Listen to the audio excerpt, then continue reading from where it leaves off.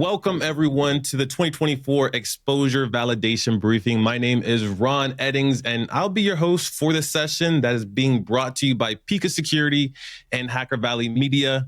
It would mean the world to us if you liked, followed, or shared this session to someone that you think could benefit from it. And we're here because one of the driving forces that brings us here is reducing the exposure to security risks. Time and time again, we find some vulnerabilities and exposures, and we think we fixed them, but we learn that we really did not.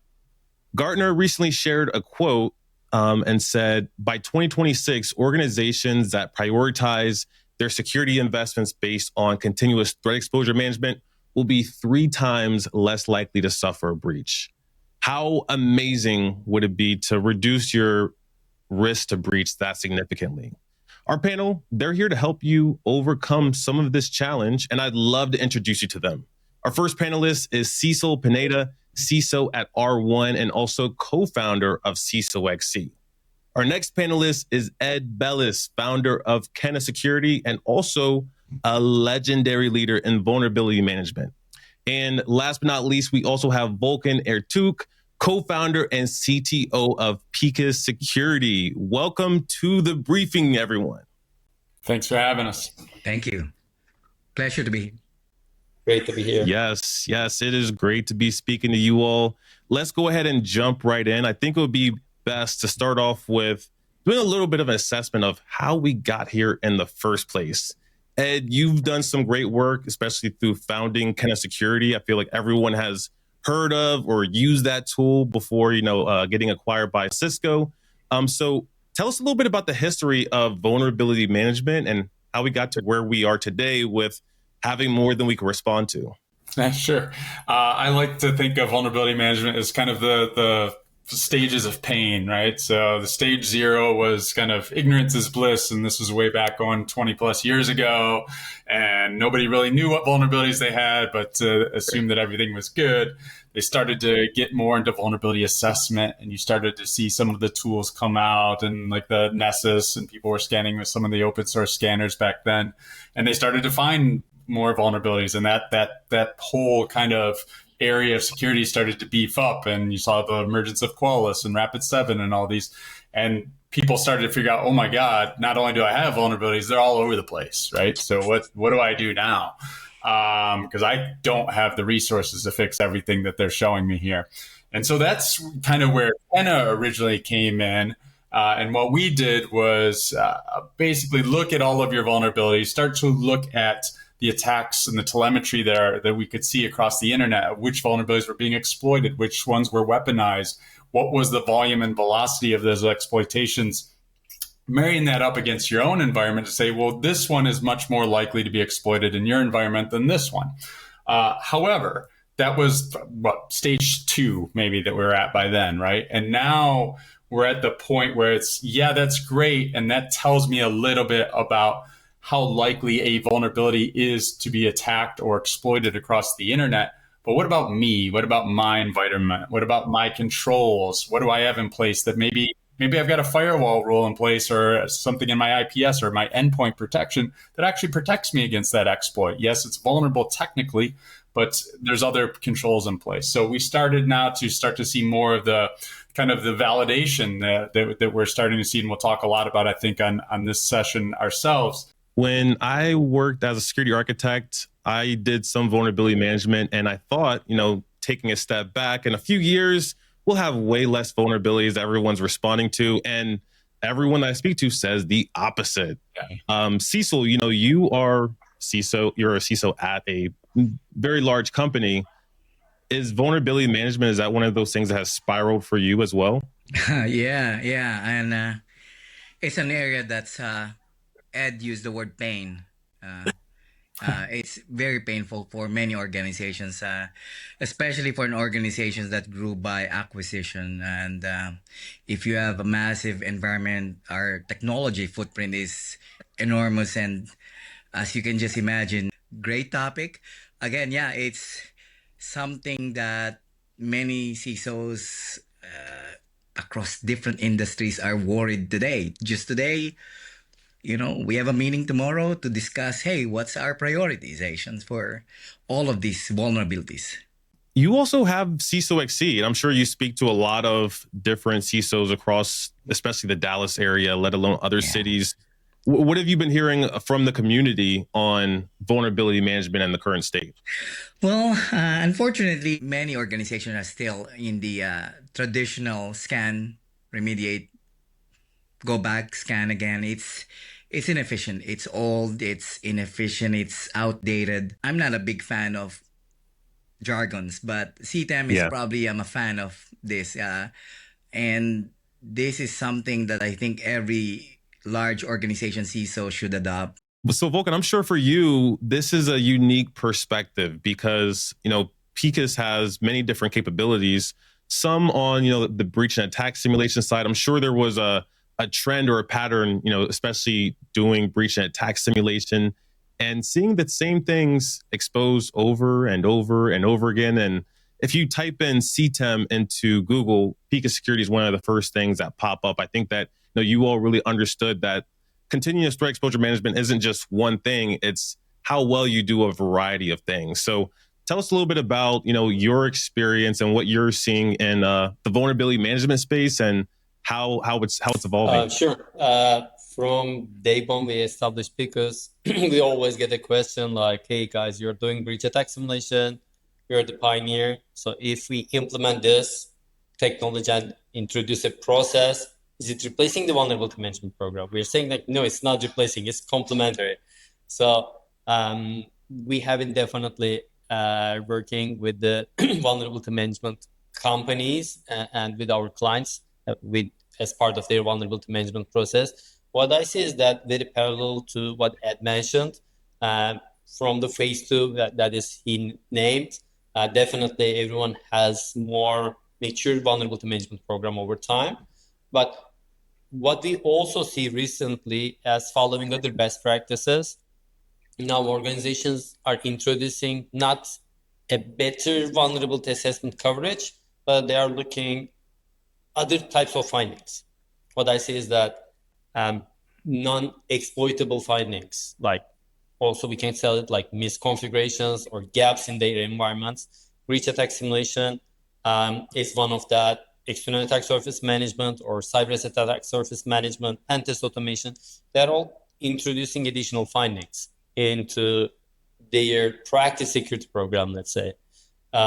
So what I see is that when we work with our clients, we see they have different pipelines. Here is our vulnerability management process. Here is our BAS process. Here is our ESM process. So that we see that they're really juggling with multiple processes, and that is definitely not scaling. So what I see is that with the CTEM, with the exposure management or proactive security, definitely we are now normalizing that multiple lines of management processes into a single process, which looks really promising. I'm really rooting for CTEM, that acronym. I know that Gartner, they give out a lot of acronyms. Some are very helpful. And I used to work in the ASM space, attack surface management. I'm actually working on a book on the subject now. And everyone would get confused when they would hear EASM and then CASM. Just trying to explain attack surface management as a whole now became that much more difficult. But for continuous threat exposure management, it's like all encompassing. There's so many things that you have to do in order to, do it well. But it's a journey. It's a continuous process that you have to keep on evolving and maturing. And Cecil, I'm sure for you, having such a wide reach in the CISO community, you might hear, hey, is this a good term? Should I be using this term? What is your thoughts on using that term CTEM? Is that something that you could see, sticking and resonating well with CISOs? Yes, I think it's going to stick. And actually, a few days ago, one of the CISOs from the Dallas area brought the idea on, hey, how can we manage vulnerabilities? How can we do risk quantification? How can we get better at doing vulnerability management? And I think it's going to stick. But I want to follow up on Volkan's. We are doing bits and pieces of these L components of CTEM as modular. We're doing vulnerability management separately. We're doing breach and attack separately. We're doing all these different things. Even risk quantification is something we would like to do better. There's so many ways of risk quantification. I would like us, as an industry, to develop a standard way of risk quantification, because CVSS is helpful, but it's not, as Ed mentioned earlier, there's so many elements you need to consider, the velocity of the exploits, the location of the device, if it's internet facing, is it in your network or where your crown jewels are located? So there's so many. So we really, as an industry, I think we need to standardize on how we, measure this, risk, and also going away from modular to a more CTEM approach, whatever that looks like. Let's talk about it. Let's jump in, because if you go to Gartner or many different resources on exposure management, let alone CTEM, the first stage is scoping. Yeah. And I think that when you think about scoping, that can mean so much. So Ed, Volkan, like, what goes into that initial scoping and maybe even a little bit of the discovery phase as well? It's funny because it's the first stage. Of course, it's the first stage for that. And then when you look at like the CIS critical controls, they say, well, the number one critical control is know your assets. Oh, okay, yeah, easy enough. Just know my assets. But as you know, as someone who has been in the ASM space, right, there's a lot of assets that you never know, and they're constantly changing. And the bigger your organization is and the bigger of a footprint you have, the bigger flux that there always is. And then, so being able to just either know your assets or scope out what your CTEM program should encompass is huge. It's an ever changing, ever evolving part of the process, right? You're just constantly going through that. And then I would add to it, one of the things that we used to see all the time back at Kenna was we would pull in that data from your attack surface management, especially your external attack surface management tools. And they put all this in and say, okay, we found these new assets that looks like they belong to us. They've got these vulnerabilities on them. We should fix them. Great. Who owns this machine? I have no idea. Who has access to patch all these vulnerabilities? I have no idea. Right. So it's not nearly as easy of a problem as it's made out to sound, especially whether you're working with analyst firms or it's kind of put out there. And it's I'm a big believer in incremental improvements, right? You're constantly just adding to it, and then you're figuring some things out, and you might add a process here that helps you kind of discover who might actually have that or own that asset. So I don't know that there's a magical bullet around complete discovery, but there's certainly bits and pieces that fit within a CTEM program. But what I can also add is definitely there are also edge cases. What I generally here in the field is like, it's great to looking into to put all the assets in a single dashboard, but then we are always start talking about the discrepancies. So we are getting these assets from ESM, but we don't know what these assets in our environment. Or BAS is reporting about controls, but controls are not necessarily mapped to assets. We are getting some findings from pentest automation. How can we overlay on that? So actually, what we generally see, like everyone has the idea, hey, we need to put everything together. But currently, what the organizations are juggling is they have multiple dashboards, and I call them islands of information, and they are trying to run their operations with those islands of information, because trying to make them together, some I see, so like building middlewares, their own dashboards in a SIM solution or like Tableau kind of solutions. And they're spending a lot of time and effort into that, and they're just getting very little or very limited outcome. So I see some are getting tired. I agree, Volkan, and I would argue we're not talking about single panes of glass. We're talking about this data, more context, right? So having additional context from different data points will be the key for everybody's getting their job done correctly. And at this point, maybe we're better off actually just implementing this firewall rule over here versus patching 35.7 million vulnerabilities. We don't know. But I think that context is key. I think data sharing is super important. In fact, I would say we're just talking about CTEM and exposures and kind of the preventative side of things. But we would benefit from the data that sits on the detection and response side of the tooling as well, right? If things are coming in from your XDR and EDR and NDR and all the firewall logs and your SIM or whatever the case might be, knowing what is being attacked on my network is going to help me prioritize. And the other way around, right? Knowing what I'm vulnerable to is certainly going to help people in the SOC in terms of how they respond to different things that they're seeing. Exactly. So it definitely, like, from the day one, Gartner talked about exposure management. They said this is a program. There shouldn't be a CTEM product. So I never imagined that there will be a product that is covering all the process, that is the silver bullet to make this happen. I also think very parallel at what you said. This is a synergy. It's like a team sport. We need to have an open platform that multiple vendors not consuming data from each other, doing their stuff. They need to also ingest data to each other so that we can iterate with two-way conversation between those technologies. One can dream though of that single place. And I like what y'all are all saying, like find the use case and build around that. Don't try to just have one thing fits all. I mean, I think that kind of goes back to, the steps that go into scoping and discovery for this continuous threat exposure management process. Maybe one of you all or everyone could break down what goes into it. What are the things that I should do in the first 30 days if I'm scoping or in my discovery phase of CTEM? The asset context is really key. I would really start with focusing on assets and making sure that I measure them based on their criticality to the organization. Mm-hmm. Yeah. I've also heard it coined as asset intelligence. And Ed, it makes me think of you because Kenna was one of the first products I've seen that kind of pulled in and married asset and vulnerability management data.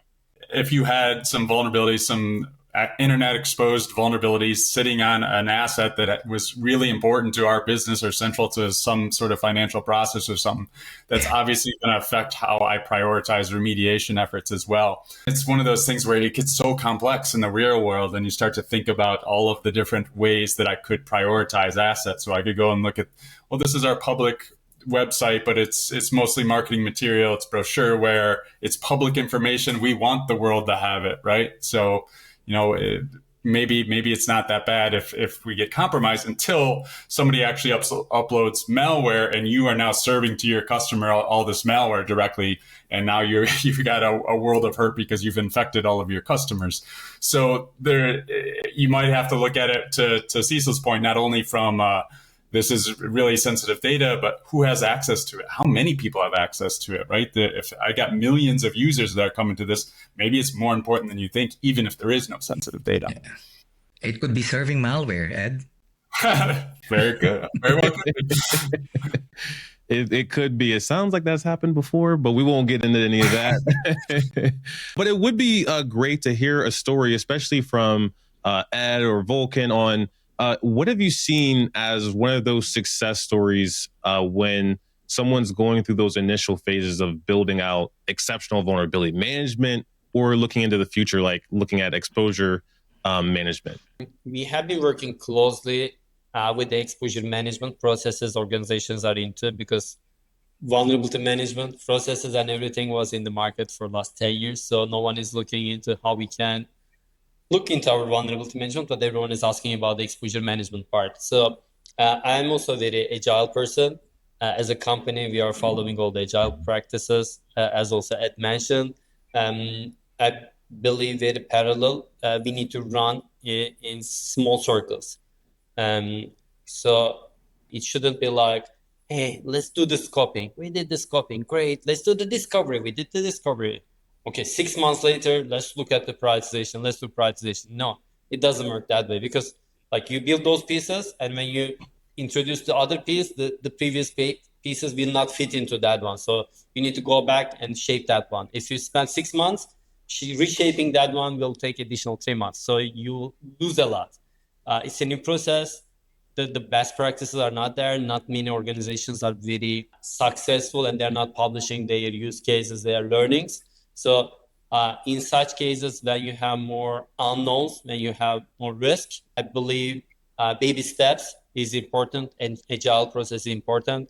We work closely a couple of financial institutions and a critical infrastructure in parallel to adapt to migrate their vulnerability management process to their exposure management process. And we are also supporting with our tooling, as we have lots we are doing in our roadmap. So we are also developing our tool set, products, modules in parallel to their needs to better understand how well the market is shaping there. So you choose a limited scope, then you see what are the data sources you have, because you're going to see some missing items. Oh, I have missing vulnerable scanner data. Let me do that one. 2 months left. So you may want to say like, okay, next year we're going to have a renewal. So we want to move into this requirement set. So it will be a nice process to also build how you want to have your security stack moving forward. That is the ballpark we see in the emerging clients. The best way to move Mount Everest is piece by piece. That's right. There's something about eating an elephant in there too, I think. Yeah, I mean, I agree with Volkan, and I would say the best success stories that we saw over the time were always start small and incrementally improve and expand your scope and set your target, your next target, and then go out and meet that target and then set the next target a little bit further out. So Volkan, you said something. You said there was vulnerability management, but it's exposure management. Is that the consensus? Is vulnerability management really a term that we should move beyond and focus on exposure management along with other things? Yeah, 100%. Generally, vulnerability is coined with CVEs or CWEs, but there are lots of findings that are non-exploitable, and there maybe doesn't have a CV or a CWE. So we need to really extend our definition. So exposure means that, hey, we are not looking into the vulnerability scope. We have a like bigger scope there. So that's the reason I'm a believer of exposure concept, because it just helps us to think out of box, not anchor the old vulnerability management process we have, because now we need to manage a lot. So it helps us think out of the box. I have one question, Volkan. I know it's probably not vulnerable today, but what if it's tomorrow? You kind of put that asset at the bottom of the list, and then the next day, it's being exploited by APT35. Yeah. You see exploits changing all the time. We would see a sudden spike in that. I also agree with you, Vulcan, that I think exposure is a better general term, just because when people hear vulnerability, they often think about CVEs. Whether it's posture management, exposure management, whatever the case might be, it could be a vulnerability. It could be a misconfiguration. It could be the lack of a security control, right? A public S3 bucket with some sensitive data, and it isn't a vulnerability per se, but it could be very important in terms of my overall risk, depending on what's there. And it's like we're not allowed to sleep anymore. We have to watch everything now. Yeah, exactly.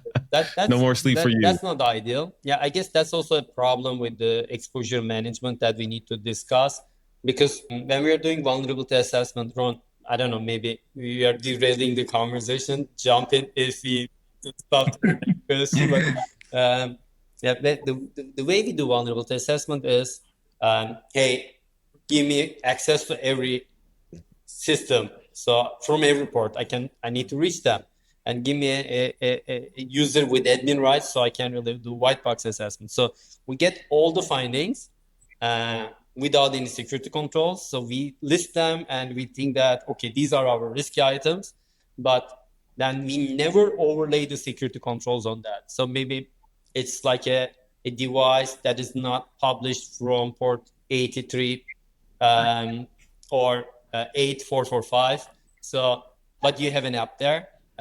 So maybe, or you have an IPS that is blocking, or you have an EDR that's great, is already blocking that technique. So somewhere, definitely to have a good coverage of vulnerability assessment, we need that exclusions, but somewhere we need to also augment the vulnerability findings, because it's not fair. The exposure management is here to create an edge and help organizations to think through that, and motivating vendors to work together, to connect those information silos. It's a good point. That's a good point. Cecil bought all those security controls for a reason, not because I still got to fix everything. Yeah. So I was actually just about to jump into prioritization. And Volkan, with what you were just saying, it sounds like exposure assessment, prioritization falls within that. Is that right? Yeah. As part of the exposure assessment, you need to consider the prioritization. Cecil's building out his exposure management program. So like, how would he go about thinking about, how does exposure assessment tie into what he does? In my mind, assessment is find all the things, right? Start there. Now I found everything. Now I need context to prioritize and eliminate things. Actually, what we saw a lot of good programs did was, and a lot of this is dependent on the vendor itself, right? In terms of, like, we published a lot of joint reports with the Scientia Institute about all of the remediation activities going on across these organizations. And on average, they fix about 15 to 20% per month of their vulnerabilities, which means a lot of them are not being fixed.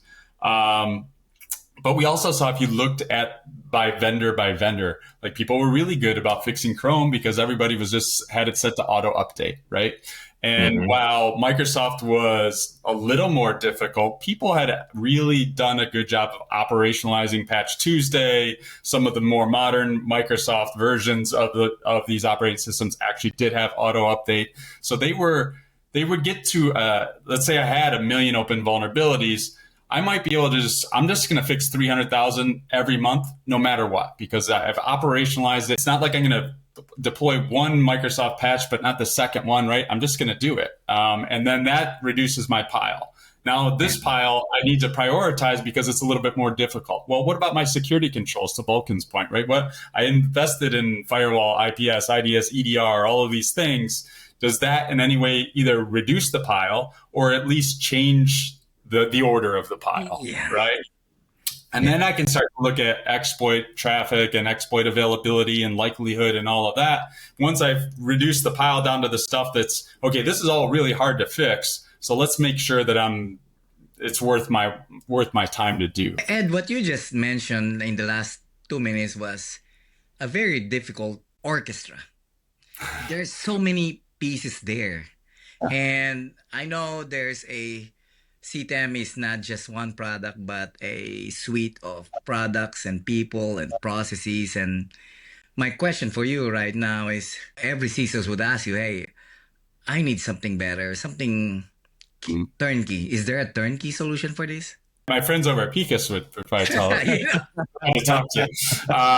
So I don't know that I have not seen like there's one, here's the CTEM vendor that does all of this and takes care of all your control and everything else. I would say that there are organizations that do it better than others. And I would say even, we talked about asset management earlier, right? I remember, so we would connect into your CMDB, your asset management systems, pull a bunch of context out of there to understand, well, what are the business processes associated with it so we can help prioritize how important this asset is.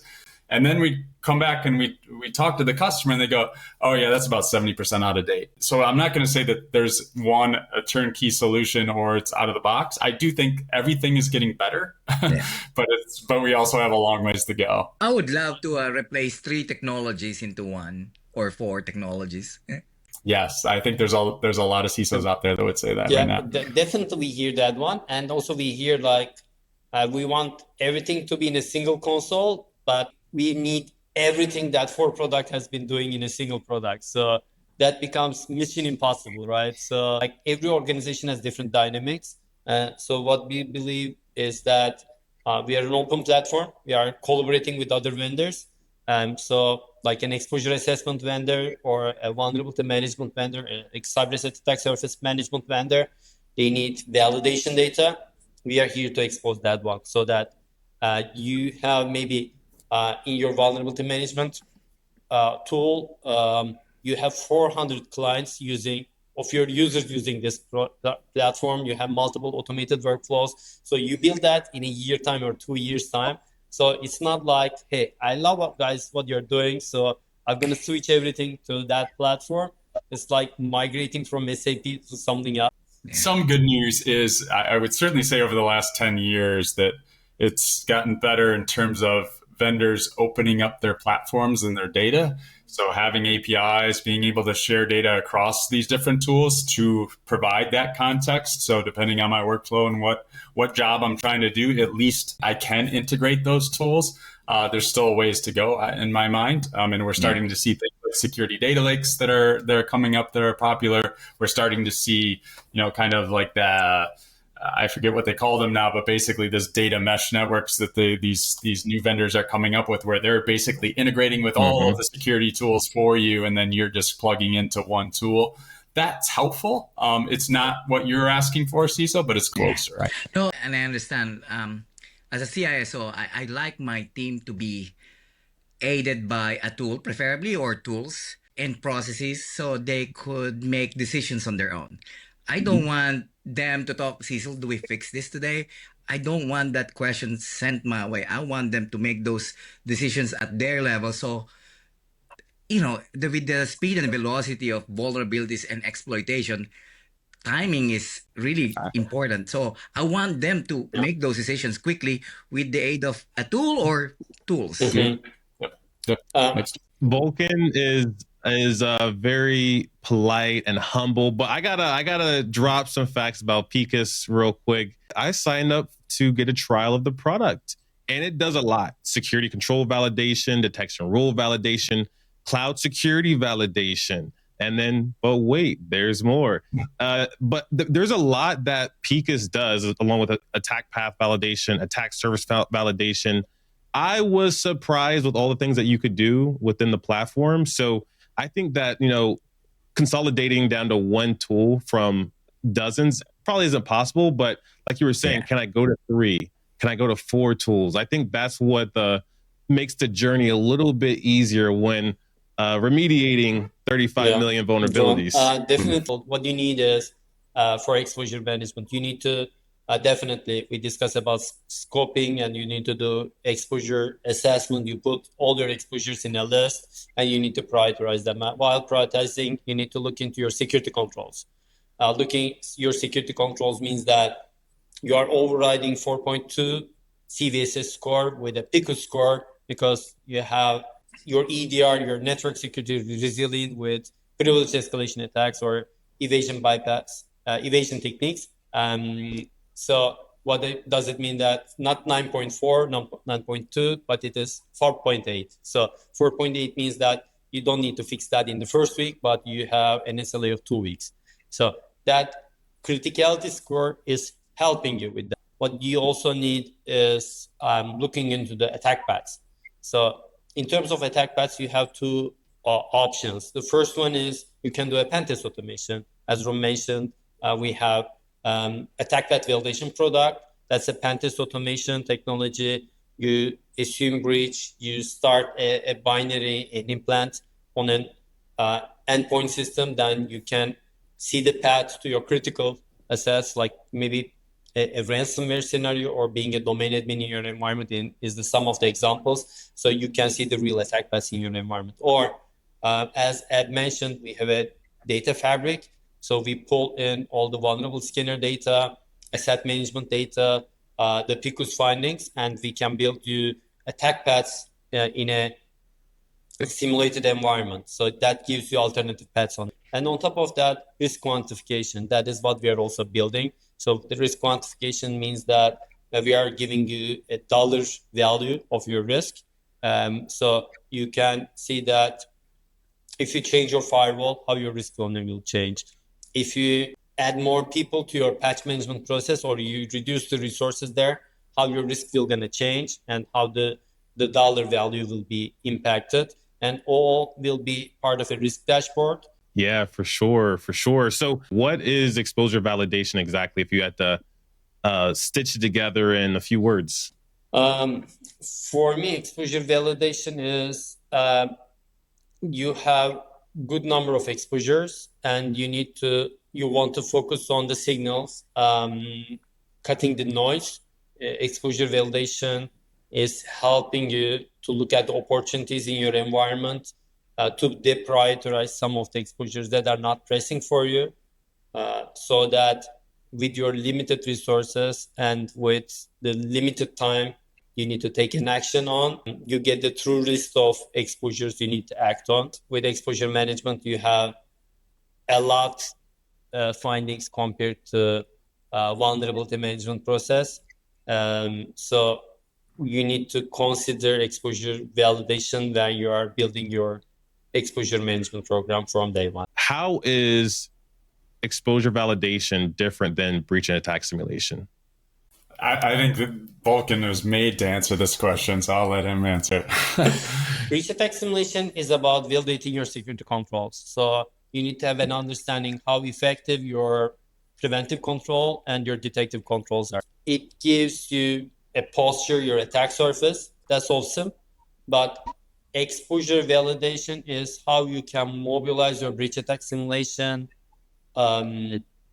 visibility for your vulnerability management program. So you need to have the intelligence of assets. You need to understand the vulnerabilities so that you can map your control effectiveness data to assets and to vulnerabilities. One of I think the things I hear the most is, all of these different data sources that you have to focus in on. When it comes to validating whether or not an exposure has been remedied, what do you need from your team to feel confident that the job is done? Overall, I want them to have a process in place where we just do it day by day.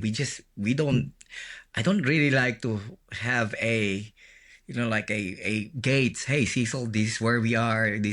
I want it like an well-oiled machine. Again, I'm always wishing a one tool, well-oiled machine. I'm hoping my team members are not listening here. They'll probably start leaving and looking for other jobs now. If you were starting an exposure management program today, how would you go about it? What is your first action that you're going to take? Let's start with you, Ed. I would start by assessing the processes that you already have in place, right? If you already got vulnerability assessment going on or vulnerability management, you might already have something going on with breach and attack simulation. You might have something going on with ASM and things like that. Grab everything that you already have and start to assess that and see how you can tie that together as a starting point and then incrementally improve and expand upon it from there. Honestly, we're already doing pieces of these. They're modular. I would love to stitch them together. I would love to have the automation as part of it. We have all these modular activities. Let's make it a program. That's why I called my project CTEM program implementation, because we got pieces of this, but they're not one process. They're separate processes. Right. Which breaks the continuous piece. Definitely process is important. And I believe organizations shouldn't do the heavy lifting. They need to define the process, coach the vendors or challenge the vendors to do that. When I see organizations motivated to write the middleware, I saw that with our CISO dashboard, they have their own internal dashboarding tools. What I see is that project is just canceled or archived or rewritten every other year because the guy who developed that dashboard left the company. So they cannot maintain that one. The next guy saying like, oh, this dashboard is crap. The code is not maintainable. So I'm going to start with another language because he's motivated for another language. So I guess building middleware kind of approaches is not scalable, and anchoring organizations to lots of limitations. I would say you define the process, you see how it's going to work, build your needs and your red lines, and push the vendors to see what they can do for you. And also look at the pickles, right? So we are doing great. This one, definitely. Yeah. That Ron, I guess that's what we are looking into. Hey, Volkan, tell something about pickles. Yeah, also look into. Yeah, we are doing a lot on this one. We are crazy about making a smooth journey. Cecil, like I love to catch up to expose ourselves what we are doing end to end. I hope we can address your use cases with Picos itself or with very limited vendors to cover it end to end. Like Volkan said, like Ed said, like Cecil's curious about, check out Pika Security. Be sure to drop over to pikasecurity.com, try out a demo, or speak to their team like Volkan. I want to thank all three of you, Ed, Cecil, Volkan, for taking some time out of your busy day to speak with me and also to speak with the audience about this awesome emerging subject of exposure validation and all that comes with it. So with that, we want to thank everyone for tuning in, and we will see everyone next time.